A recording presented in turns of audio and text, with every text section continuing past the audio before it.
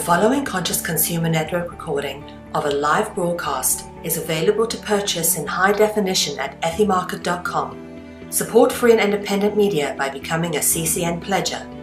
For €10 a month, you can have unlimited access to CCN high definition downloads at ethymarket.com. Ethymarket, the ethical marketplace for conscious consumers.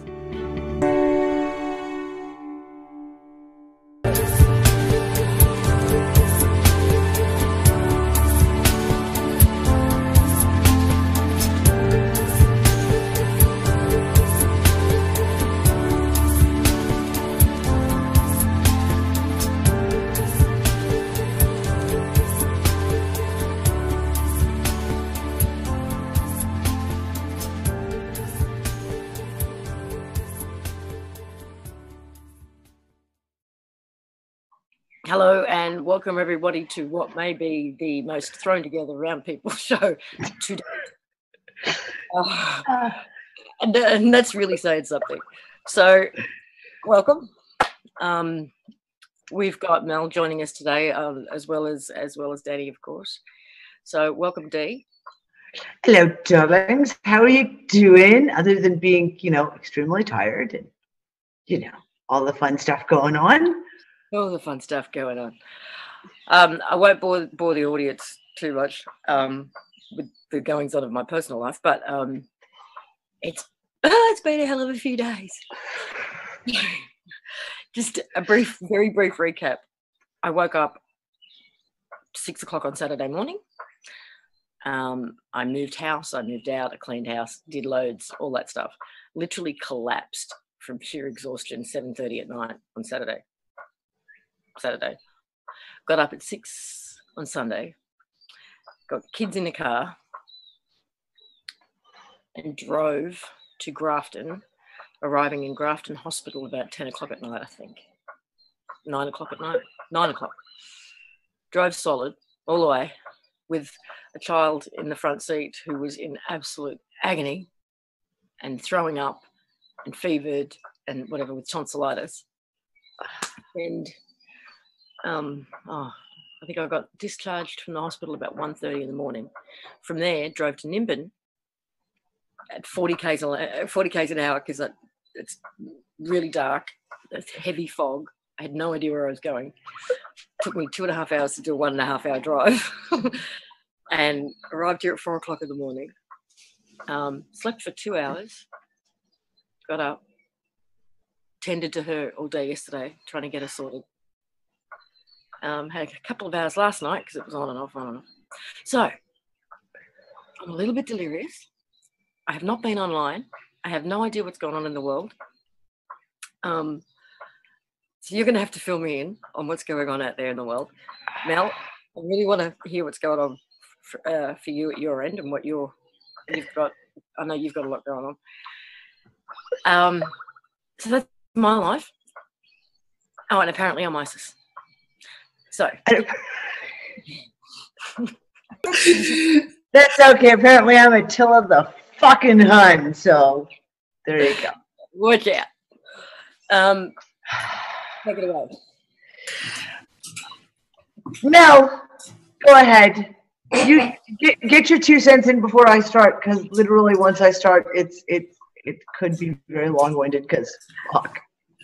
Well, I'm still waiting to find out how these people think I frickin' was, because, no, seriously, guys.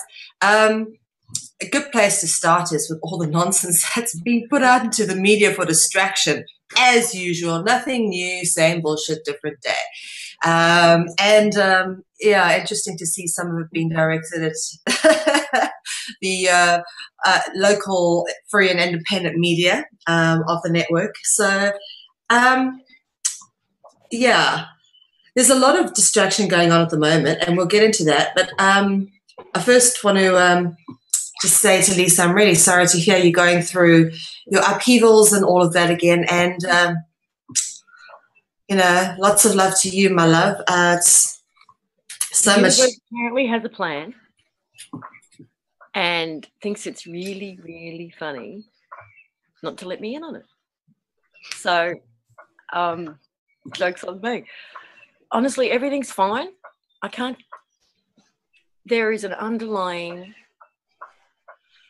sense, and it's a really strong one, so it's not even that underlying, that everything is happening for a reason and taking you to a certain place. Yeah. And I'm walking this fine line between following the path and just taking, following my intuition to let me know, and creating within that for myself. So it's quite a game, and I'm enjoying it. I'm not sorry at all about having to move out of that place, because I just know it's leading to something else. So it's all good. Good. Good. You know what? For me, the most important thing is you having such a strong and positive attitude about things, because when, a terrible cliche, but life throws you some lemons, make lemonade. That, I've always been a believer in that, and that everything is putting you in a place for a specific purpose, and you got to work with what you have and be, masters of doing that. And yeah, it's true. A lot of challenges that we're faced with daily. It doesn't seem to be a day where we have a moment's respite or a period of, okay, let's build, because there's always constantly backpedaling to fix.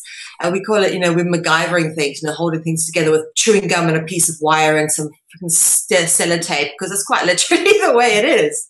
You can perform miracles with a paperclip. Yeah, exactly. Yeah.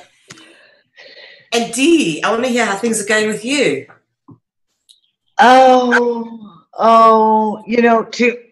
use what has now become my byline on Transpicuous News, it's been an interesting week. Where do you want to start? Do you want to start with the energetically what's been going on? Because all fucking hell has been breaking loose energetically, like frequencies, the shit that's been going on, CERN doing shit like I have never seen before. I watched the graphs, and Nick and I were out for most of the day today. Came back in. First thing I do, got to go check CERN. Hold on. Apparently, I'm choking myself. I saw Cliff High's latest too. Someone sent it through. It was a real weird. CERN is going to go crazy, according to the webbot. All the language around CERN and the protests around CERN, and it's all going to go very mainstream, according to Cliff. Well, CERN is, obviously, this is one of those things. I can't tell you what the graphs mean, because I'm not a particle physicist. So I can't sit there and go, oh, well, this graph does this, and this is what it means, etc. But I've been watching the CERN live feed for long enough that you know what the different graphs look like. You know what the emittance looks like. You know what the luminosity looks like.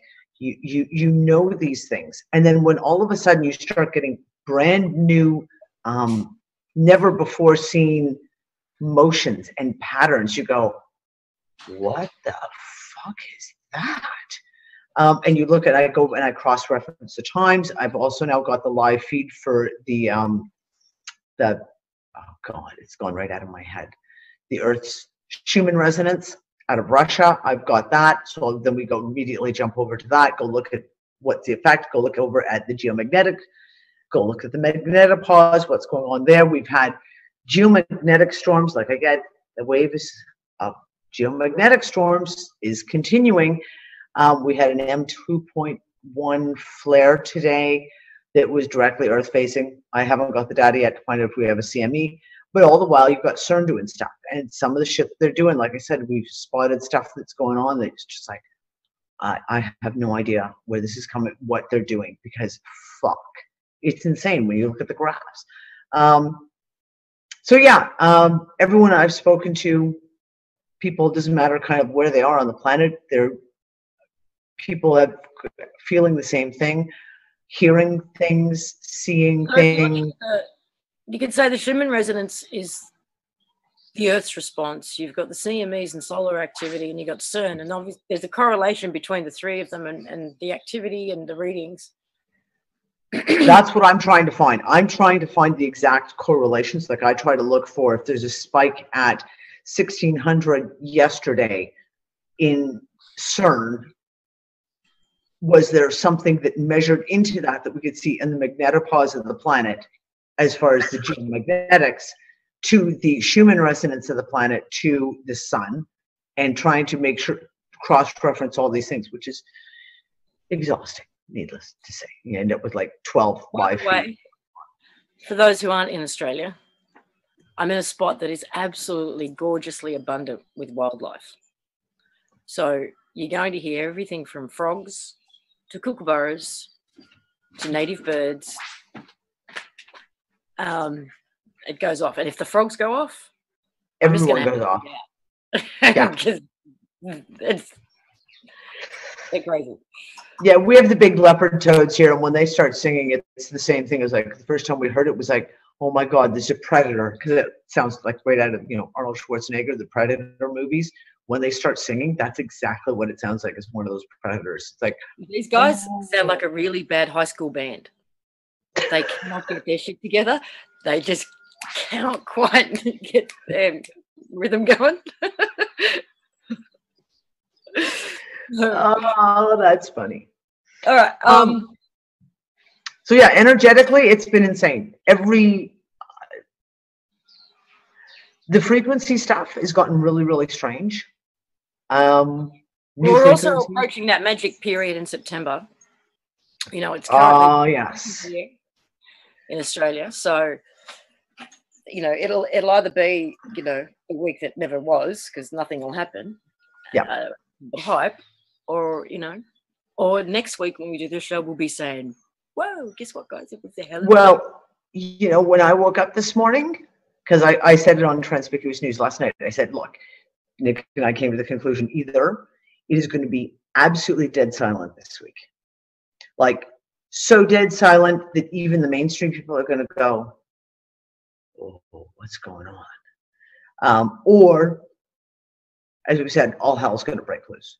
And considering today I woke up this morning and Skype was down globally, I was like, oh, really? Because I really buy that as a coincidence.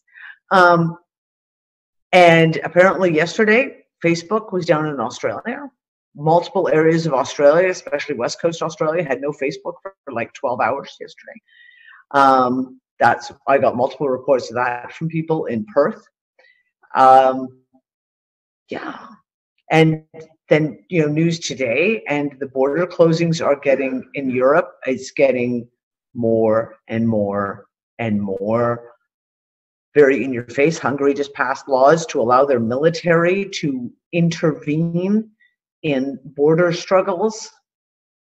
And Macedonia is just being brought up on charges. They're screaming at Macedonia for human rights abuses for what they're doing to refugees, or as the new politically correct term is, asylum seekers, because they're not refugees. So have more countries closed their borders in the last week? Let me see if I can give you a rundown. Hungary's closed off a bunch of borders. Croatia's closed off and militarized one of their borders. Serbia is militarized and closed off one of their borders. Switzerland is threatening to close off borders. Norway is threatening to close their borders. Macedonia is armed and closed off a border. Italy has closed off one border area. And I believe there was talk that Germany was going to have to close off one of its borders with, oh, there we go. Denmark is closing off. Holland is bringing controls in, and Germany. Yeah, Germany's closed. They've already got one small section of border that's been closed off. Big announcement that came out yesterday, because, you know, it has nothing to do with any of this, is that German fighter jets have now been fully armed with ammunition. For the morale of the pilots. Because apparently their pilots need a morale boost, and the way they get their morale boost is by being able to fly with live ammo. I don't know. I thought it was an interesting twist. But then today you have the Russian embassy was bombed in Syria. I'm not yet sure who's taking credit for that one, but if they try and pass the ISIS thing, I'm going to laugh, since we all know that ISIS is actually the CIA in America. And yeah, I don't know. it's just one of those things. Oh, and here's the big one, and you're gonna like this one, Lisa. I laid this one out last night. Saturday morning, the son of the ruler of Dubai died. He had a heart attack. He was 35 years old. Huh. Now, as I said, because I said to Nick, as soon as I saw it, I was like, there it is. There it is. I knew there would be, I said to Nick 2 weeks ago, there's going to be a major death. It's going to have all the political leaders, all go to one spot. Just like Nelson Mandela's funeral, way down there in South Africa, that just happened to happen when all the fucked up, crazy shit was going on in Antarctica. South Africa, Antarctica, just a little hop, skip, and a jump. And it was all nice and quiet. It was all down in South Africa. I was waiting to see what would happen. And like I said, I was sure we were going to see something. There will be an excuse to get all the world leaders together.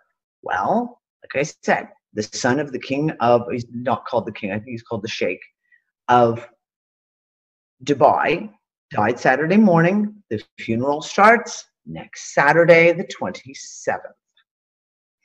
Now, this week, on the 23rd, is Yom Kippur, which is the Day of Atonement in the Judaic holidays, which has to do with sacrifice.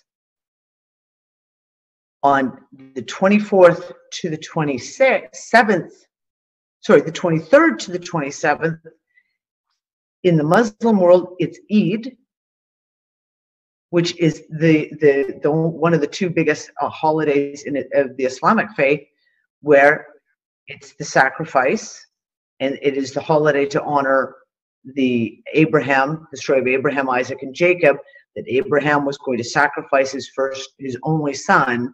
Oh, it's goat time in Morocco. It is goat time. So all the goats are out, all the markets are full, everyone's buying their sheep and their goats, and come Thursday, there will be the massive animal sacrifice all over the Islamic nations. And that is a global one. That isn't one that's specific to any specific region. It's global. Then you have the beginning of the Feast of Tabernacles, which starts on the 26th. Which, of course, the Feast of Tabernacles is, you have the blood moon on the 27th. On the 23rd, going back in time, is when Obama arrives in the United States. On the 24th, he is speaking to Congress. Hang on, you mean the Pope? The Pope, yeah. What did I say? Obama. Oh, sorry. Yeah, Popey Poo is meeting Obama. On the 23rd, on the 24th, Pope speaks to Congress. On the 25th, he's in the United Nations. Oh, which is, I didn't know.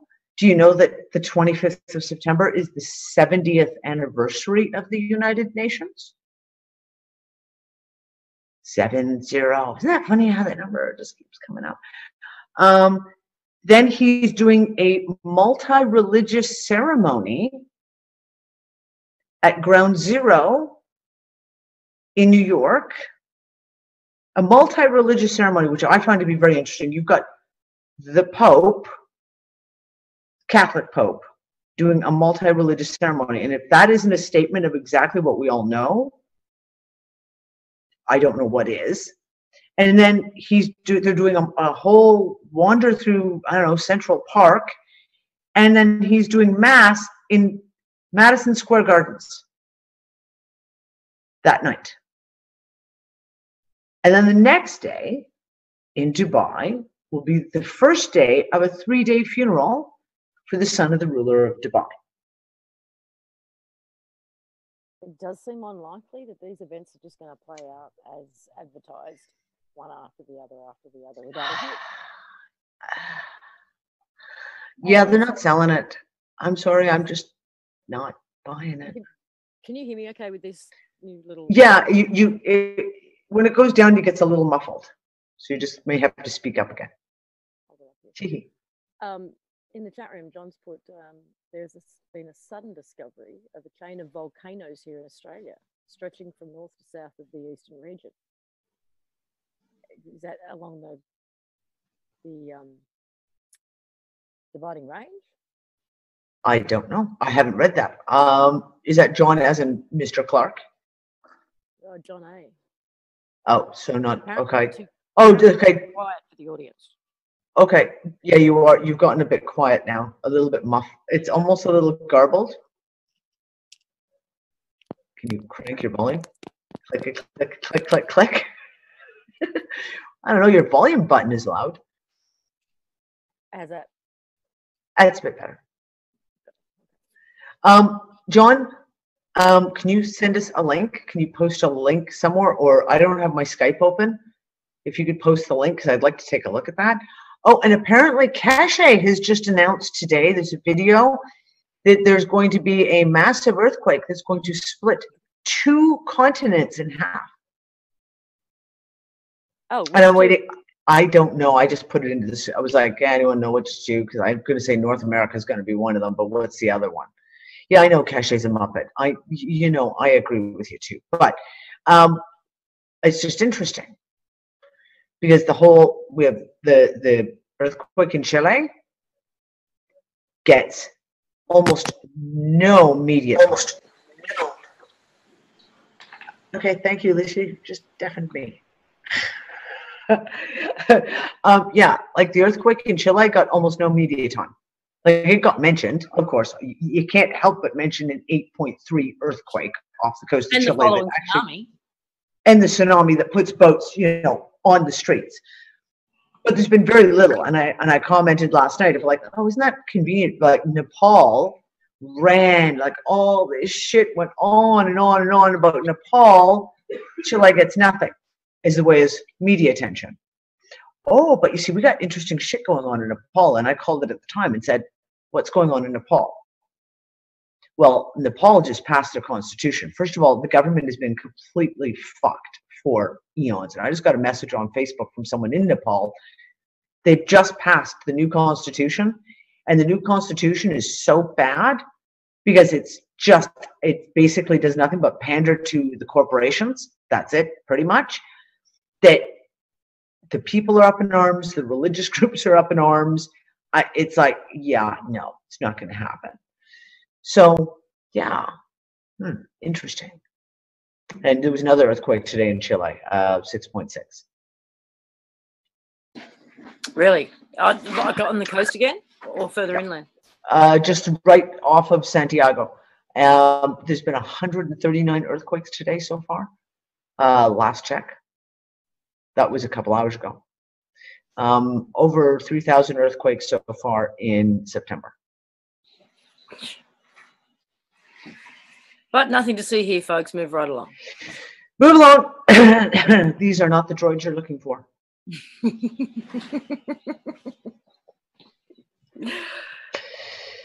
Okay, everyone can hear me better without the headphones. All right. Yeah. I will leave them off. Yes, it's much better. Yeah, I mean, everything is just, I'm sorry, like they're just playing out the distractions, like Mel said. Everything to do with the refugee shit is a huge, massive distraction in order for them to close borders. I'm telling you right now, it's a martial law, close the borders thing that's going on. And I'm really, really sorry that some people find that far too fear porny to actually say that out loud. But yeah, suck it up, Buttercup. I'm sorry. It's time for all you people who are out there playing the airy-fairy game and waiting for your saviors to ride in on white horses to take a look at what's going on. So, and I'm not being negative, guys. I'm just saying you got to be a realist. I don't get it. I mean, the EU. Say again. I don't get the EU. It was my understanding. No one in the EU even gets the EU. So. But it was supposed to be, as far as I knew, it was supposed to be like the prototype for creating the unions all across the planet. You know, we were going to have the African Union, the North American Union, the Asia Pacific Union, and they were going to make the EU this prototype. It was going to work beautifully so that they could sell it to the rest of the world. And which is why they were propping up Greece and other countries to the point that they were, because they couldn't afford for it to collapse. And now the collapse is inevitable. Now they're going to end up dismantling the whole thing from what we're seeing, closing borders. The whole thing's going to fall apart. So is that because they just cannot hold on to that fraud and it's going to collapse? Or have they come up with a plan B to make this? They have to say goodbye to the whole idea of unions if they can't make the EU work. Do you know what I'm saying? Well, there is something there, Lisa, with regards to that, with what's happened with Europe, and you've seen this throughout history. Someone calling? No. Nope. Sorry, that's me. You won't believe who that is. Anyway. Sasha Stone? No, he's former, even better, the former legal representative of Humanitarian, Jerry Bruce. I'll speak to you later, Jerry. Interesting. That's so funny. Okay, Anyway, sorry. Basically what's happened with the whole EU thing is they've been trying to centralize power in Europe like for hundreds of years. That's the whole point behind Napoleon. That's the whole point behind the Nazis. And it's always the same agenda. And they've not been able to do it so far. And then they decide, all right, now we've not been able to do it with all the wars we've gone about devastating Europe with. So let's find another way. Let's centralize power through creating economic trade union states, and under the guise of trade laws or trade relations, we'll centralize power. How do we do that? We centralize the currency. Okay, we can still pretend that yes, these states have their individual names, but really we'll just call it under the European Union. And what's interesting to note is that if you actually look what Europe was named after, the goddess Europa, and I cover this a lot in dragonology. When you actually Google the goddess Europa, what you keep coming up with is the rape of Europa. Constantly. That is the image that keeps coming back. One of the most repeated artworks of classical art is the rape of Europa. It seems like artists were obsessed with depicting this particular part of mythology where this goddess Europa is being raped. I think it's interesting allegory that they named Europe after Europa because Europe is literally being raped. It is the Holy Roman Empire. It always was. And the people of Europe pay the highest taxes on the planet. It's a fact. And we get the least benefits for the amount of taxes that we pay. I mean, and Holland, I think, is one of the worst offenders now. And it's so pernicious. Let me give you an idea of the control, the way it is. There is no government health care, all right? You have to pay for your health insurance. So 200 euros a month for health insurance. It is against the law not to have health insurance, which means that if you get caught not having health insurance, you get fined. Okay, for not having it. You cannot get your driver's license unless you have health insurance, and you cannot get a job unless you have health insurance. Okay, so it's like you're so controlled, and the health insurance then only covers pharmaceutical drugs. It doesn't cover anything natural or homeopathic.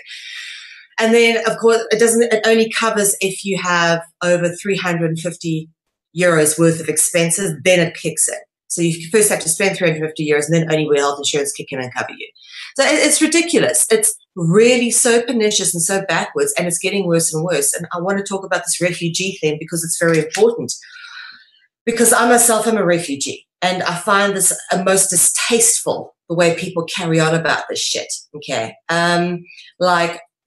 First off, the refugee crisis isn't a refugee crisis. It's a let's stop bombing the shit out of the world crisis. Because if you stop bombing where people live, they wouldn't feel the need to have to give up their homelands and flee. Because that's what I had to do. Okay, I had to flee Africa because at the time that I was there, all right, we were being told, whether it was rightly or wrongly so, that there's no future for white people in Africa. You want a career, get the hell out of here.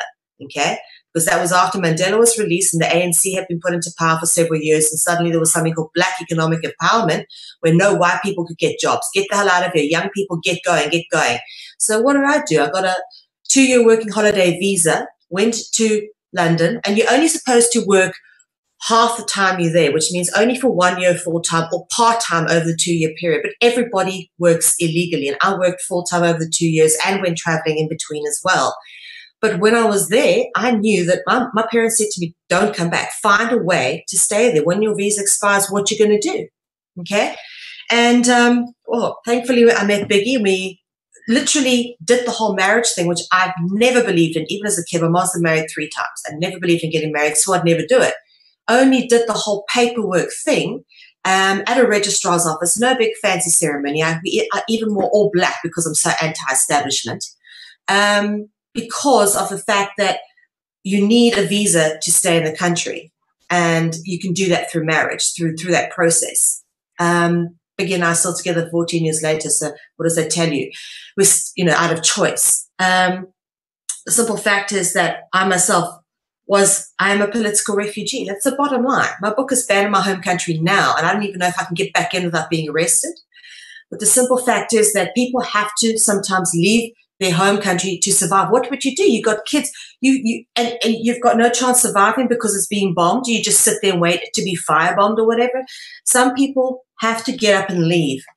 Now, to alienate those people into such a way that you put them into camps after you've been responsible for bombing their country, okay, because let's face it, in Holland, the way it works is you pay about half your salary into taxes, 40 to 60% of your salary into tax, okay? And then half of what you pay into taxes goes directly into the bullets and bombs that kill people, because we are funding illegal wars with our taxes. And yet we have the audacity we're funding those wars, yet we have people in Europe have the audacity to bitch about the refugees coming in here, because there's now this xenophobia and this real hatred being directed towards them, because suddenly we can't get decent benefits, but guess what? We're spending all this money on refugees and they're spending other stuff, and it's almost like, I keep going on about zombie apocalypse. It's like they're gearing us up to rip each other's throats out. For me, I just keep seeing this constant throwing in of hatred and anger and deliberate attempt to cause division, but actually they're the root cause of it. If you go down to where the refugee crisis, it doesn't start with strangers arriving in your land and needing help. It arrives with the fact that you bombed the crap out of their land, you facilitated that with your taxes, and now they're arriving here and they need our help.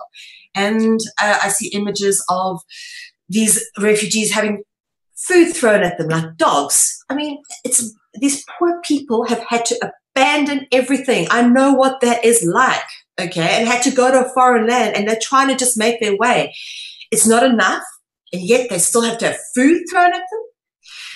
And this, for me, is something that's become quite a wake-up call as to where we are in terms of our state of consciousness and humanity, which I'd say needs some severe work generally. People really need to catch a wake up and start looking into their hearts and look at whether or not that is acceptable behavior, to throw food at your fellow human being just because they're seeking a safe place to live, because we facilitated the bombing of their homelands. We need to really look at this and look at where the responsibility lies, and ultimately it lies with us. Whilst we're paying taxes, we're facilitating war. We have no right to complain about these people coming over and just looking for the basic human rights, which is survival. That's all they want. That's it. They like a place to, live where they're not being bombed, where their children aren't in perpetual fear, and they are not in perpetual fear that any point in time a bomb is going to blow up their house, their block, the school, the hospital, et cetera, et cetera. Well, it's funny because I apparently dropped a bomb on Facebook yesterday because, it was, that was Sunday. It wasn't even Monday. Usually I do it on Mondays. Someone posted one of the photo memes. I love memes because they are so awesome for just get a message across in one picture with a few words. It was a picture of an Australian Aboriginal man.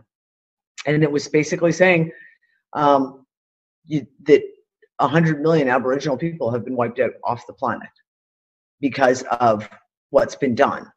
And hey, guess what? They were Christians. So next time you want to pull the whole, oh, woe is me Christian card and point fingers, maybe you should look at what the Christians have done in the past, which is something that just keeps coming up, especially in the States. It blows my mind. These extreme right-wing Christians in the US that are literally on this bandwagon of like, oh, the Muslim people are, hateful, and they're all jihadists, and they're all this, and they're all that, and they're trying to kill us. And every single time you'll get like, CNN will run a story about 2 Christians were killed in Syria in a bombing. And immediately you'll get this screaming of like, oh, they're trying to kill us. Like, seriously? Seriously. Pull your head out of your own rectum and fucking take a look. And I went on and I basically said, because I had 2 people who came in and went, oh, well, I'm sure there wasn't 100 million Aboriginals killed. I was like, well, then you're missing the point, aren't you? You're bickering over a number because that is the only way you can live with your conscience of knowing what has been done. So let's just nitpick over a number and say, oh, well, 100 million is ridiculous. It could not have possibly have been that many. Maybe 100,000. Really? Really?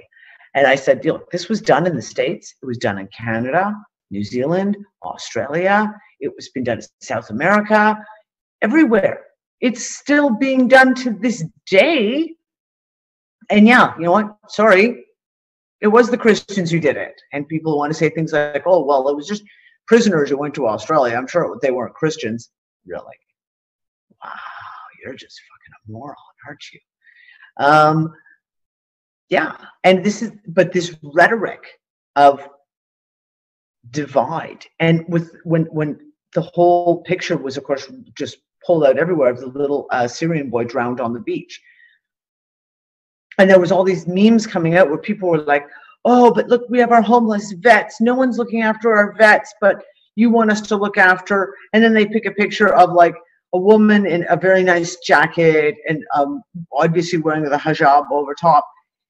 And they're like, with nice sunglasses and everything. And it's like, wait, you don't even know where that picture's from. That picture could have been taken in downtown frickin' Dubai. You've just picked a picture of a well-dressed Muslim woman, and now you're using it like to represent that she's like some refugee? Yeah, right. First of all, you should maybe look. Second of all, I didn't hear this person, the 2 people who posted it on my wall and Facebook, I was like, I've never seen either of these 2 people give a flying fuck about homeless veterans before in all the years I've known them. I haven't seen these 2 people give a flying fuck about the homeless people in America in all the years that I've known them. But now all of a sudden, oh, we need to feed our own homeless first. Really? Maybe you should stop looking at it as an us and them and just saying we should feed the homeless.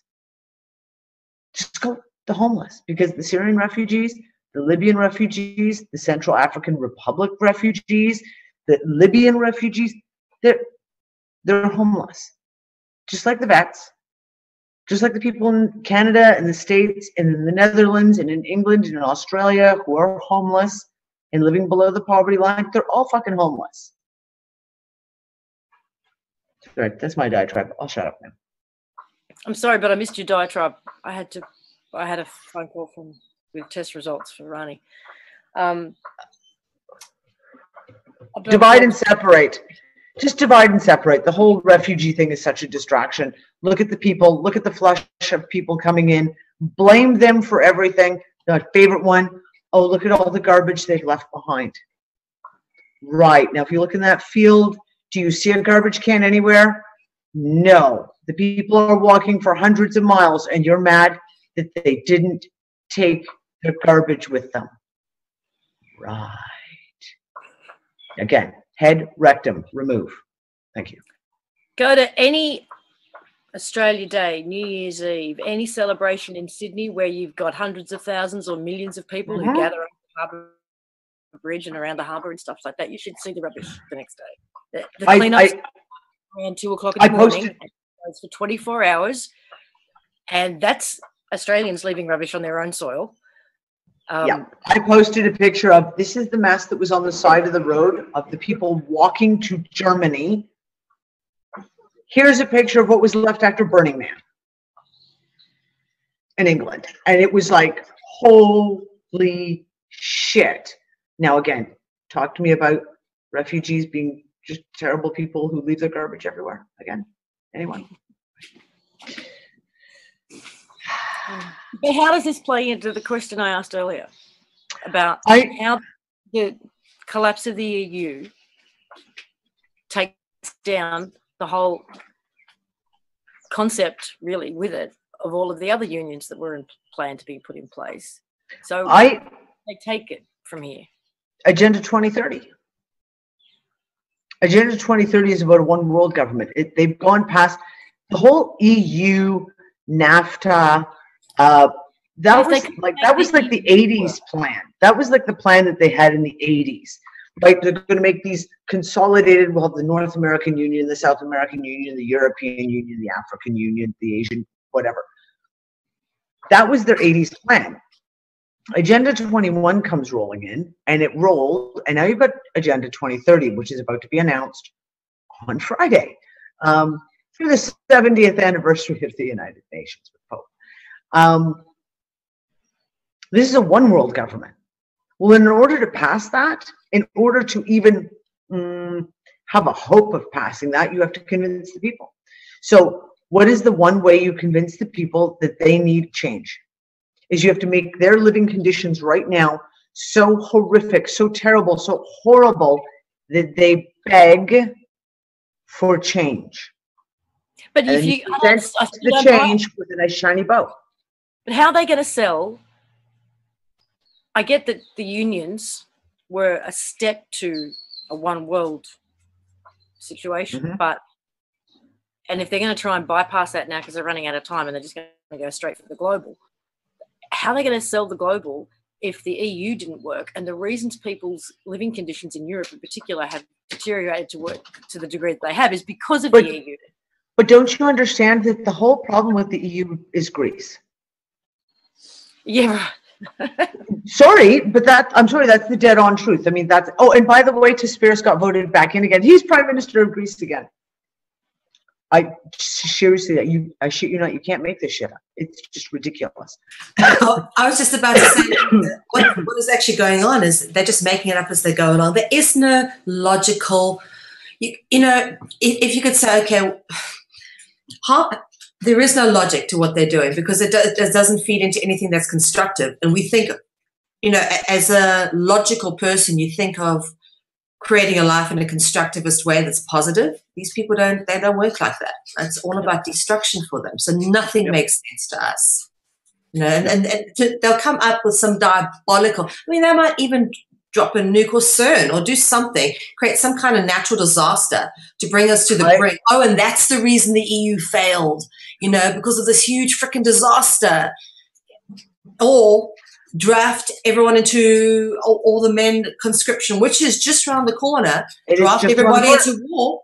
Yeah, Netherlands has already started. Netherlands already started when they repealed Biggie and I had a big conversation about that 6 months ago. The Netherlands has put that in place. Certain European nations already have it in place. Now, here's another interesting little piece that spun out in the last couple of days.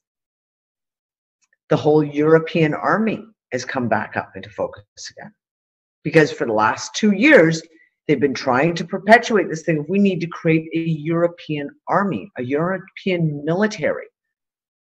And of course, the US doesn't want that. The US fucking does not want that. Because if you've got a European army, then you don't need NATO, do you? All of a sudden, NATO becomes irrelevant. Oh, there goes the US's force control. So the big rumor is the fact that Merkel just told Cameron, you vote with us on creating this European army and we'll renegotiate your EU membership. And Cameron's going, no, we don't want we've got the royal military. We don't need the European army. Well, of course not, because he is. Cameron may not have a say in anything for much longer. Yeah, well, you can hope and cross your fingers, but look how that went for you guys. Sorry, chick. You got rid of Abbott and ended up with Turnbull. I mean, hello. Have fun with that. Ex-Goldman Sachs. We didn't have anything to do with it. I know. Isn't that funny how that worked out?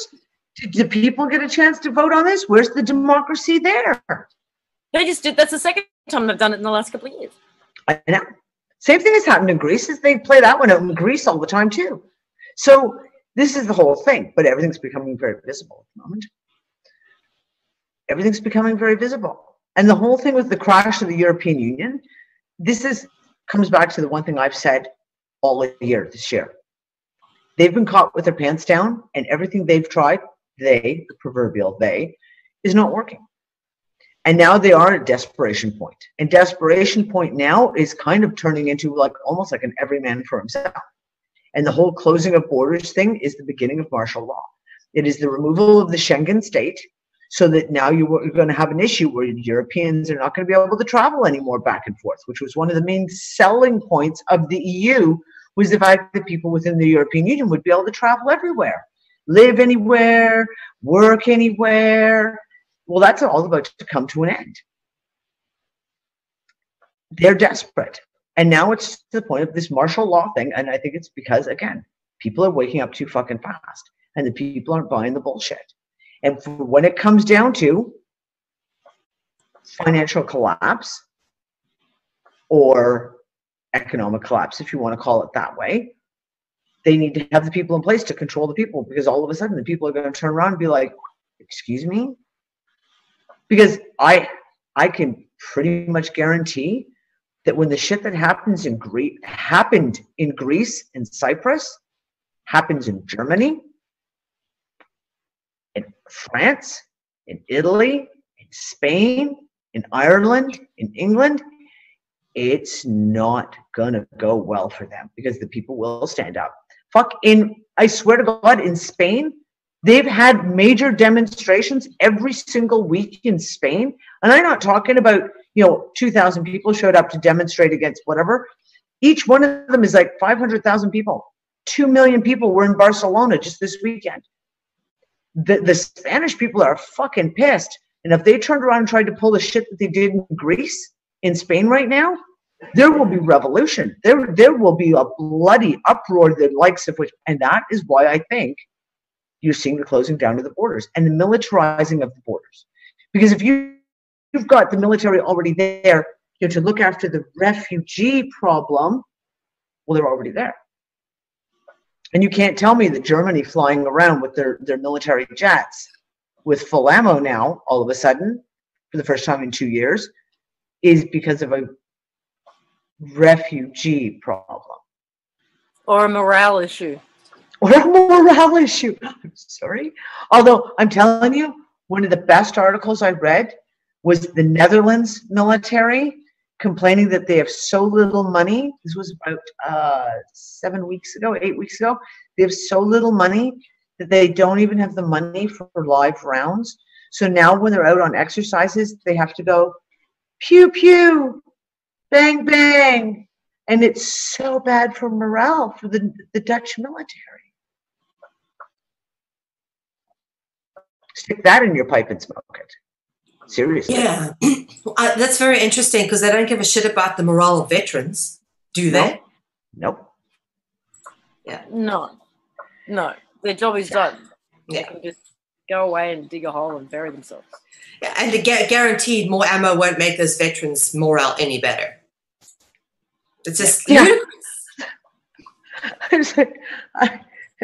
I'm sorry, there's been some really awesome memes that have come out of the States about ammo and shit like that lately that I've just pissed my pants, and I've got a lot of good friends in Texas. And they're stockpiling ammo, the likes of which it's like, I had a friend of mine, it was a report of something like, it was like one of the smaller European nations, the report came out, they just bought X many rounds of ammo. And my friend was like, "You kidding? I got that in my basement." So yeah, I'm just keeping an eye on the on the chat room. Totally different show today, folks. Totally different show. Okay, somebody, you know how American Airlines had a glitch? Yes. Another one, guys, and this is what I'm saying. That plays into the whole Skype shit as well. They sent the wrong plane to Honolulu on the 13th. What? I'm trying to catch it. Eleanor got an email for an order confirmation of an American airline flight that she didn't book for the 24th of September, leaving El Paso at 4:40. It was dated the 18th of September, the day that they had their glitch. Also sent the wrong plane to Honolulu on the 13th. And the story is, I'll read the aircraft. Well, this is it. American Airlines. American Airlines accidentally sends uncertified plane to Hawaii. Okay. What? Where was it supposed to go? Yeah, obviously not to Hawaii. Well, this is the two things. I said there's only two logical for me. Because the whole computer thing, yeah, not buying it. Sorry. Everything. You had United Airlines twice in August get grounded. Delta Airlines for 3/4 of a day. You've had multiple where the whole East Coast has had all their airports shut down. Either A, they can't pay their fuel bills because it costs a fuck of a lot of money to fuel up those jets. And they're scrambling to reload their credit card, so to speak. Or B, it's a test. Just like Skype today. It's a test. I do not believe all these fucking glitches shit. It's a test. You get people immune to it. And it was perfect because you saw it, the difference between the announcement of American Airlines being closed on the 18th versus the announcement of when United went offline and was closed for 6 hours back in April. In April, people lost their fucking minds. They were like, oh my God, it was on the mainstream. Oh my God. This time it was like, American Airlines. But, well, if you do it often enough, it becomes just so common that no one takes note of it anymore. It's the same thing with the glitches in the stock exchange, New York Stock Exchange. Oh, we've had to close down the stock exchange. We have a glitch in stock trading. Well, it's happened so often now that no one even pays attention to it anymore. It's the same thing. Skype goes down today. Facebook will go down later on this week, or Twitter. And it'll all be called computer glitches. And everyone will get so blasé about it that they will stop paying attention. They did the same thing with school closures in the States. I did a big piece on this yesterday. In the last week, I just did a quick Google search because there was 10 schools were put on lockdown in San Diego on the 17th. Were these drills or? Pardon? Were these drills? No. Full on lockdown. 10 schools were put on lockdown due to threats, bomb threats or active shooter threats in San Diego. Within 15 minutes. The first 8 schools got shut down with calls within 15 minutes of each other. The same day, later on in the day, I read there's a school in Tennessee that's on lockdown because there's an active shooter. And I said, oh, wow, I need to go look. I did a Google search with the parameters being U.S. states, schools, lockdown, and gave a date parameter of like the 15th to the 18th or the 15th to the 20th. And in just 1.5 pages of Google search, there were so many that happened that week. They filled my screen for the newscast yesterday. Like there was like 25 of them that happened in 3 days. 25, pardon me, either lockdown or shelter in places orders. Now they got a letter was leaked out to the public. It was sent out by a Catholic school in, I want to say Connecticut. Now I can't remember. I've got the letters posted on my Facebook, and I think I put it up on Removing the Shackles. Basically, with an opening paragraph to the parents being like, oh, in these troubled times of terrorism, we need you to know that your children are safe. Then with a definition of lockdown and shelter in place, then tells the parents that they must pack their child a large Ziploc bag with a bottle of water, a non-perishable snack or snacks, plus like something to keep them occupied, like a coloring book or a deck of cards or something, with their name and age and their school room number, for the school to store for the 18th, because there will be a shelter in place. Doesn't say a drill, says it will be a shelter in place. It was also put on the school's Facebook page. As soon as parents went, what the fuck? Boom, it was gone. The notice was taken off the Facebook page. Everything public in the school announcements was gone. But the letter was out. And it was already got copies, and I've got it plastered all over the place. All last week, massive amount of lockdowns. Why? Because you're training the parents. You have no control. In a lockdown situation, it does not matter what's going on. You will not get your child. The state, or the school, i.e. the state, takes complete control of your child. As a parent, you can't contact them. You have no rights over them, and they will not be released to the parent until the school says they've got the all clear to release the children. You've got to program the people, right? And that's what it's been. So you've had all the shooter drills, and there's been a shitload of those over the last 6 months, year. Now you get to the point of like this last week. And basically, I said to everyone on Transconspicuous News, folks, if I'm you, you get your kids out of school, make an emergency. Go visit grandma for a week. You've got a family emergency. I don't mean to sound in any way blasé, right? Yeah. And I have to admit, I'm not a refugee walking across Europe looking for shelter and running from my homeland. So it could be said that it's easy for me to say. But hearing all of that, how do I put this? When you feel into everything that you've just described, it's like energetically, it's void, it's dead, Yep. It's empty, there's no charge to any of this stuff. Mm-hmm. I don't know how. And that's what I mean when I said it's like desperation.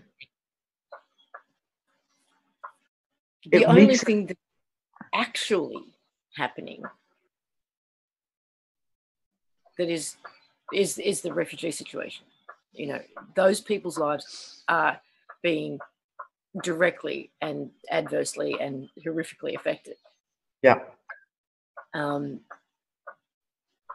Everything else you just talked about just feels like chatter, plans that go nowhere. But it is. Well, does it or doesn't it? I'm sorry, Lisa. This is one of those things. If I got that notice, if my kids were in public school and I got that notice, my kids would be out of that public school so fucking fast their heads would spin. Oh, cool. Yeah.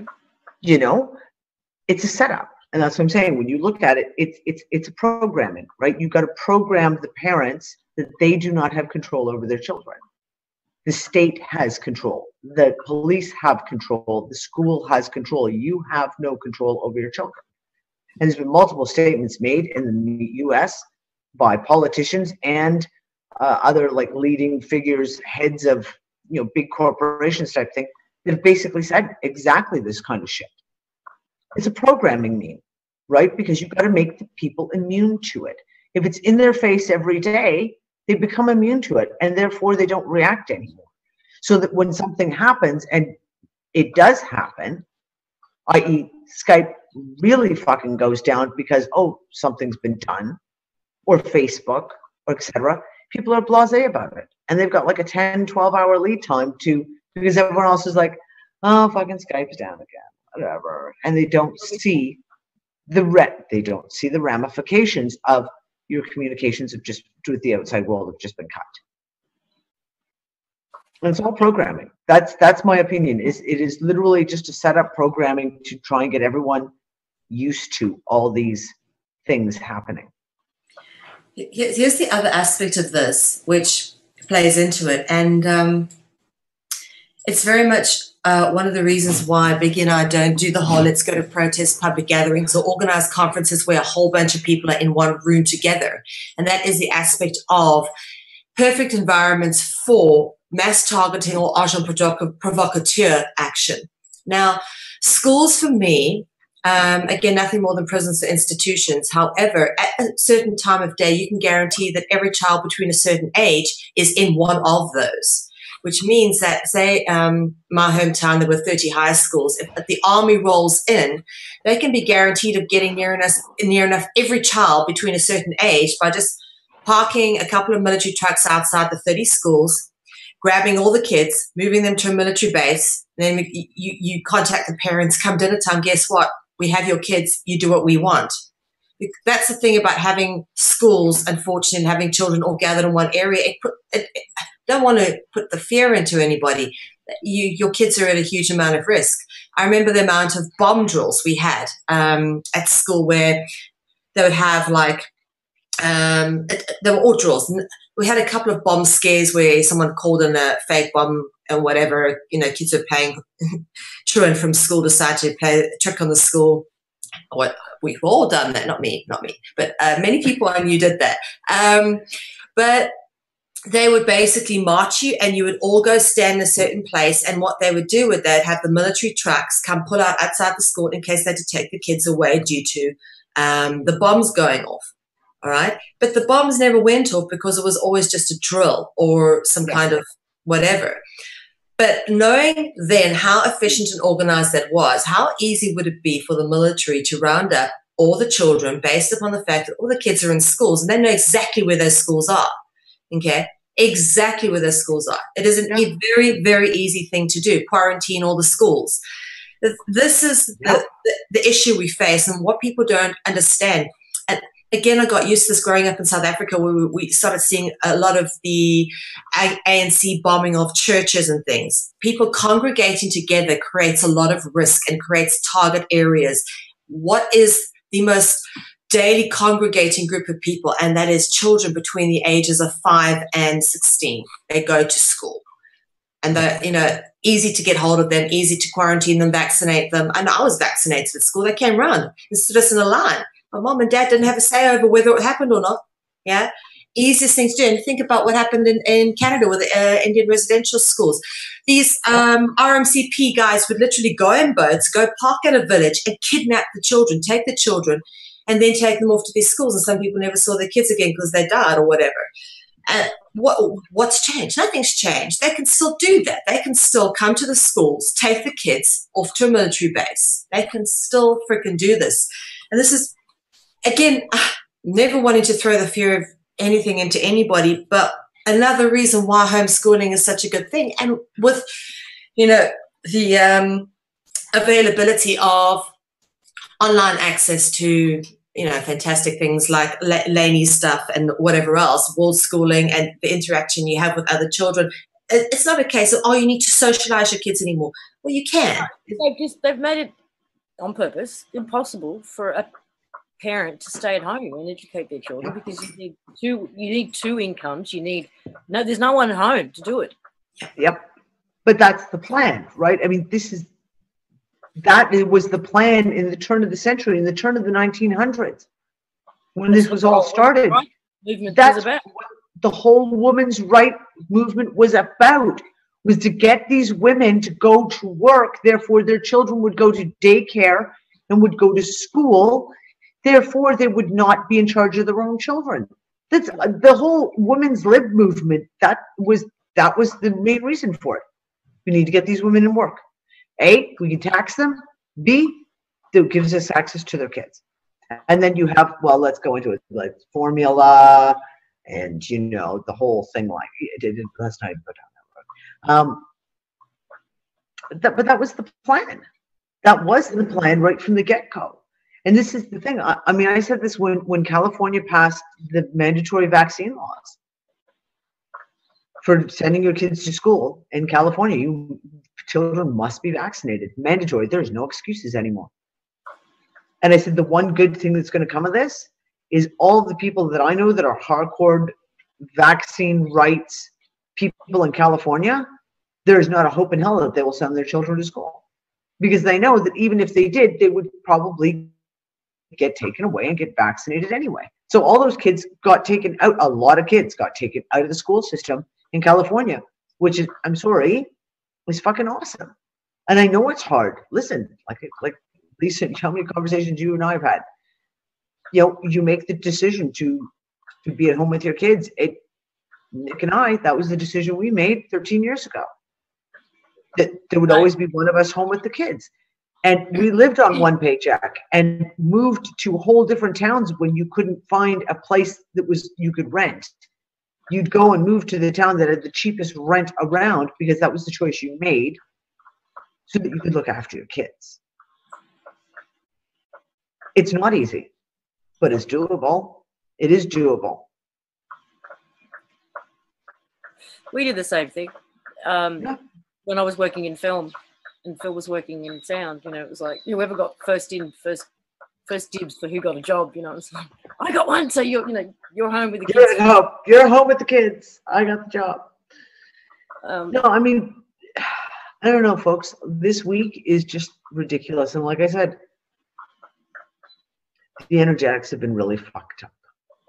Really, really, really weird. Really weird. And we've talked about how everyone's been sick. Now, I've got real life examples of it in my own family, obviously. And there's a whooping coughs going around in Australia, at least. I don't know what anywhere else, but there's been a flu going around that is taking people out for 3 weeks. All right, this is not your 24, 48-hour bugs. No. This isn't even 4 or 5 days in bed.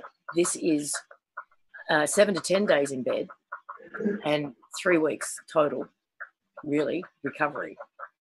Whooping cough. And even people who are completely, as I would say, unconscious of what's going on in the world, they're all experiencing the same symptoms. Headaches, dizziness, nausea, and it's not being diagnosed as anything in particular. There is just this thing going around that everyone's got headaches, nausea, and dizziness. Yep. And to me, that's part of the energetics that are going on. And I'm exactly everybody in the chat room too. I know that Simon Atkins is referred to as, he's the one who named it Wave X.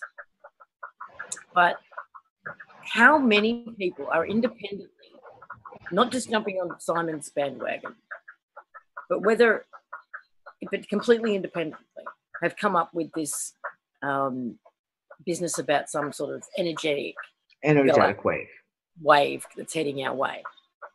Because a lot of people have jumped on Simon's bandwagon, as I said, but I want to know how many are independent. And how many before him?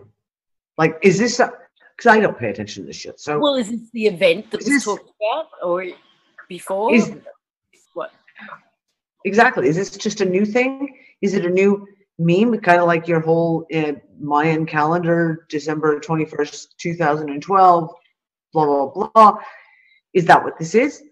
Yeah, could be. No, I mean, because literally I fluctuate. I have days where it's like a seesaw with me. I'm like, oh my God. And that's the one thing I say is, if it wasn't for the fact that you can feel something, like, and hear it, like literally I've figured out that I'm very, very, what's auditory? The word? Auditory when it comes to frequencies. And I woke up this morning with a brand new frequency in my ear that I've never heard before. Like, never. As in, the first conscious thought I had when I laid there was like, what is that frequency? And I could hear it. And I literally, you start playing the game, as I always play the game, where you go, okay, is that coming from outside, or is that in my head? No, is that outside? No, that's in my head. What are you in the chat room asked up there? If it was it higher pitched than anything before or lower? Completely different. And here we go. I'm going to give you this because I can still hear it. If I take out this and stick my finger in my ear. Yeah, I can still hear it. Do you remember Star Trek: The Next Generation? Yeah. Okay. Do you remember the sound when they transport? The very, as soon as they'd start to transport people with the transport beam, The beam me up. Yeah, there would be a tone, and it would be almost like a waver, but kind of medium high pitched. That's what I'm hearing right now, and that's brand new today. I've never heard that before. And I was like, the first thing I did go, okay, what the fuck is CERN doing today? Is this a CERN thing? Is this a human residence thing? What the hell is this? I don't know. It's the same thing visually, audio. I can't, when you hear it, when you sit there and you go, well, something's up. Something has got to be up when you hear changes and things like that. And I've heard more and more people in Skype rooms, on Facebook, getting emails saying, oh my God, I've got this high-pitched ringing. I've so many people in health rooms going to doctors about tinnitus. And I'm like, it's not tinnitus. You're just hearing frequencies. It's not a ringing in your ears. It's yeah. It's like 3 different people who were like, oh, I went to the doctor and they checked my ears and they said everything was perfectly fine, but here, take these drops. And they're like, wait, if everything's perfectly fine, why do I need your drops? Yeah, but there's comments in the chat room too. For a week, sick for 2 weeks. Frequency, magnetic, gamma rays, wave X, Nibiru. It's all of the above. So, does anybody in the chat room have an answer? Is Simon Atkins and his wave X the only one? Or was there something even before him? Something independent? Anything? Now, I remember I read a pile of studies. They came out of Russia. They came out of Russia in, I want to say early mid 2012. And it was a guy and chat room. I wish Jeff was here because Jeff would know. We're missing you, Jeff, if you're listening in. There was a guy who was a scientist in Russia who had identified a field that we were moving through, that our part of the galaxy was now moving through. This is not the photon belt or any of that stuff? It was like the photon belt, but it was more so. It was much more, and he said he had no idea what was going to happen when we entered this belt. When this area where all these particles were, he had no idea. And he says, there's no way of knowing what will happen. Now, you could say it was like fear porn, etc. Like, oh, we don't know what could possibly happen. Or it was scientists going, I don't have a fucking clue. I've seen it. I can see it. I know we're going there. I have no idea. So when the whole Wave X thing first came out, the very first time I heard about it, I associated with this information that this guy had said, because the guy said we would be entering it sometime in around 2013, and it would get, like, as you get deeper into it type thing, there'd be more, it would be denser, et cetera, et cetera. Is that what it is? I don't know. Now, I have another little bit that I find really, really interesting, that the whole solar system is going through climate change. I know. And this is, there's been like about 3 major scientific articles come out in the last 3 months talking about the solar system going through climate change. And yet they're still pushing carbon taxes and man-made climate change on Earth. And it's like, wait, so you're saying that our exhaust emissions are just so bad they're causing climate change on Pluto? Like, because wow, you're stupid. But yeah, like, and there was one that was released 2 weeks ago, 3 weeks ago, that was really great. And the guy did a thing. It was like, basically, this has happened. It is like on Mars, certain ice caps have completely disappeared. The temperature has changed. And they're talking about even different tilts happening and different rings appearing around Saturn and different things happening on moons around Jupiter. And I'm just like, oh, right. So basically, you mean the whole solar system is going through major changes? You know, it's not our planet. No. It's well, I remember David Wilcock was talking about that years ago. This is not isolated to Earth. This is happening throughout our solar system, and it's got nothing to do with people driving SUVs on planet Earth. Exactly. But now, like, it's mainstream. Like the last one, the one that I read 2 weeks ago was on CNN. Right next to an article about global warming. And I was just like, oh, wow. Does no one else see the fucking funny on this one?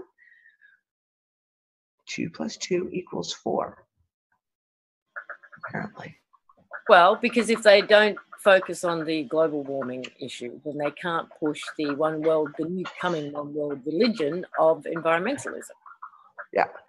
And we have to make, these austerity measures and everything else that they're going to, I think, try and push globally in order to save the planet. Well, they're going to start taxing us for what happens on Mars pretty soon. We've got climate change on Mars, we better start taxing the citizens of Earth. No, seriously, any reason to tax us, it's absolutely a given. Watch out for that one, folks. Oh, and apparently, Nick, I'm sorry, was it Elon Musk who said it? He's probably got his headset that you can't hear. One of the big guys, like Elon Musk or one of these guys, just came out and said that we should nuke the face of Mars to get to basically for Earth. Like, so that, like, Earthlings, we should preemptively just nuke the whole face of Mars. And how does that do you see the face? But literally, it's like, wait, okay, first off, are you saying that there's something on Mars that we need to nuke to prepare it for Earth to go and colonize Mars? Because is that an admittance that, there's life on Mars?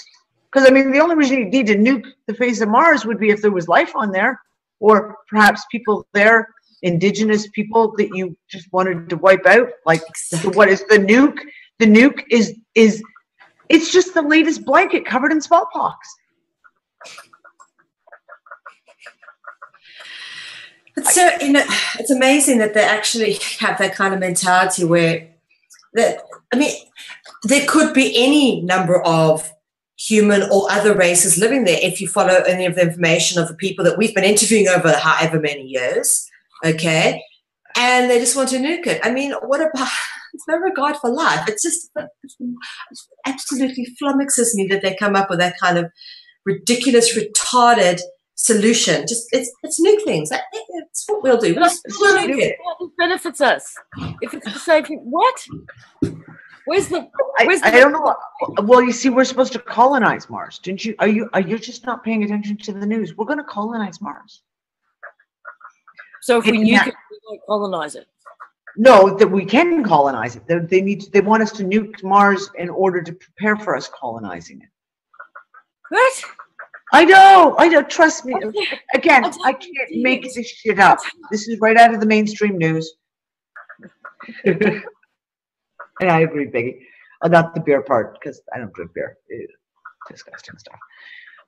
Okay, I want to jump subjects. Good. Okay. Okay. Can you hear the frogs, by the way? Yes, it sounds like Brian's here typing. It does. It sounds like the Mr. Bionic Fingers Man. I posted an article on Facebook and I put it in the Skype rooms and I sent it to you and I sent it to a bunch of other people. Now, the article itself was out of like the equivalent of the National Enquirer, and it was pretty much a bullshit article. But it made me go look at something. And it was basically, the premise was, man gets hit on the head, he gets beaten up or something. They find him, they put him in hospital, he's in a coma for 6 days. He wakes up and he can't speak any language that anyone can understand. And apparently after a couple of days of them not being able to figure out what the hell language this guy was speaking, a rabbi is visiting someone in the next room and hears him talking and realizes he's speaking ancient Hebrew. That's the premise of the news story. And there's a name, and of course now I've got all my internet closed down, so I can't go and look up what it is. There's an official, it's a syndrome, and it has been documented where people have a massive head injury and they wake up speaking a completely different language. There was a guy in Malaysia who was a young guy who was 17 years old, and he woke up speaking Japanese, Korean, Indonesian, and not Malaysian, and one other language, and they would rotate. Like, it was almost like his brain was going through cycles where when he'd speak Japanese, and then he'd start speaking Mandarin.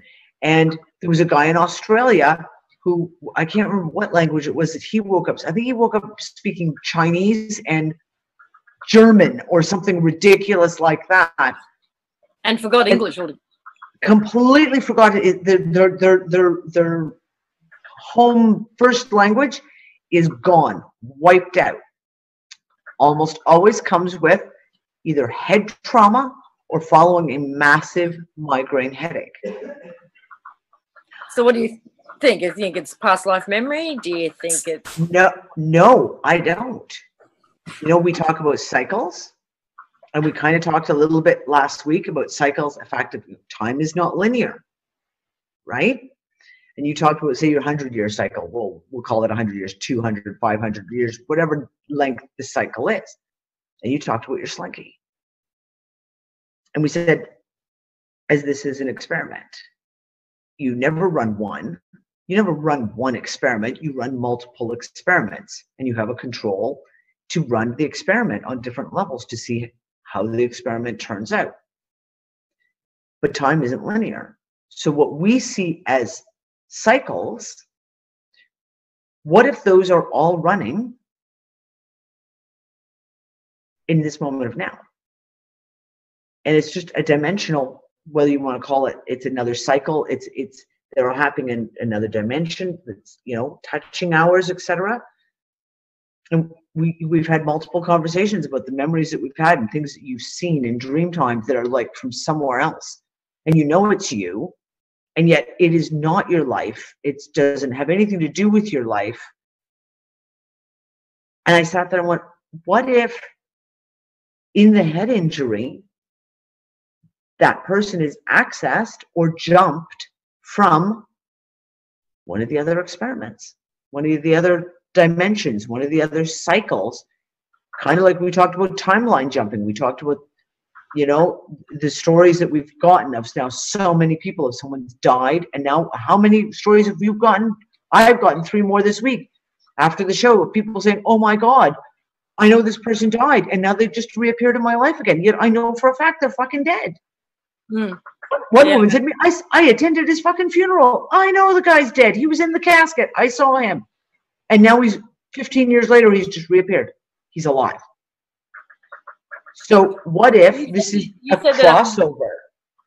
You said briefly before we went live that the whole timeline meme has back up again, done the rounds again.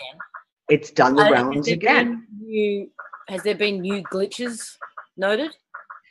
There was a bunch of them, and I can't remember them off the top of my head because I just kind of scanned through a bunch of the articles yesterday. There was a couple of new ones. Most of them are pretty little, but there was one major one. Oh, what was it? It was another historical one. Oh, it's gone out of my head now. And it was a conversation that was had on a chat group. It was about something that had just happened relatively recently in history, and no one in the group could agree. There was 6 people talking, and all 6 people were like, no, that's not the way it went. What are you talking about? It was something like that had happened in the last 10 or 15 years. So not like way back history. So yeah, that whole timeline thing. Now, the one article I read that was, I just scanned through quickly, it was again like what we were talking about, the shattering of the matrix. The matrix is crumbling, and as the matrix is falling apart, you're getting all the crossovers are starting to happen. We're seeing into as different lines or different pieces of it, different realities are starting to crash into each other because the matrix itself is falling apart. Kind of like that ripping of the veil, so to speak. And people are walking through into the other side. And the thought that I had with this thing with the languages was we've had people, like, for example, Andrew Basiago. He's talking about the Mars jump room, and he's talking about all this shit. And there's so many people then come out with other information about Mars that just does not correlate in any way, shape, or form. And one of my thoughts was, well, what if we're looking at these experiences of people like Andrew, like Duncan specifically, it was a head injury that triggered him to remember. What if it's not from this timeline?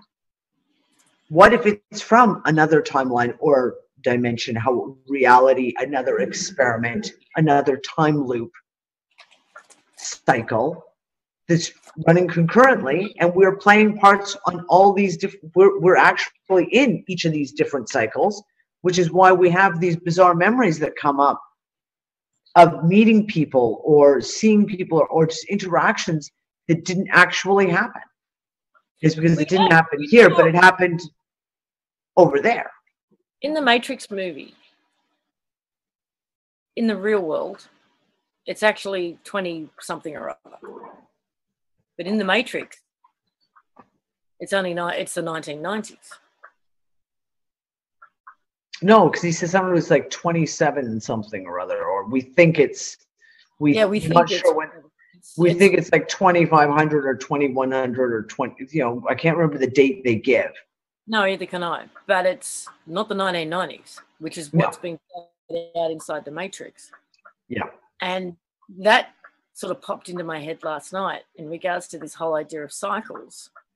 So when we were talking about inside the construct, inside the dome, so to speak, inside the Matrix and outside, who knows what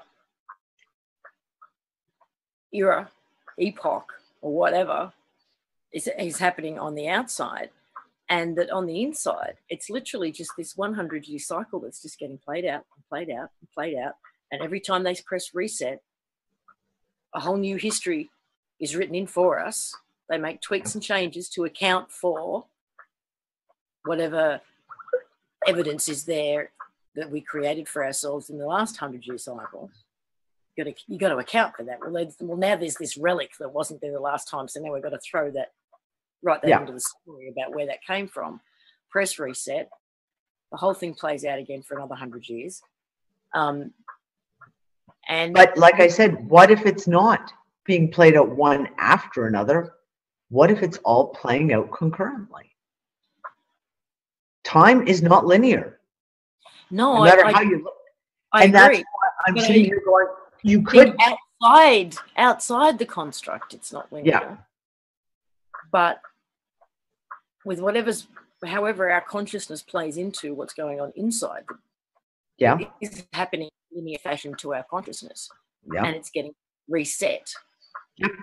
So within the construct, it's just this last 100 years, and then we rewrite history a little bit and make sure, cover the anomalies, and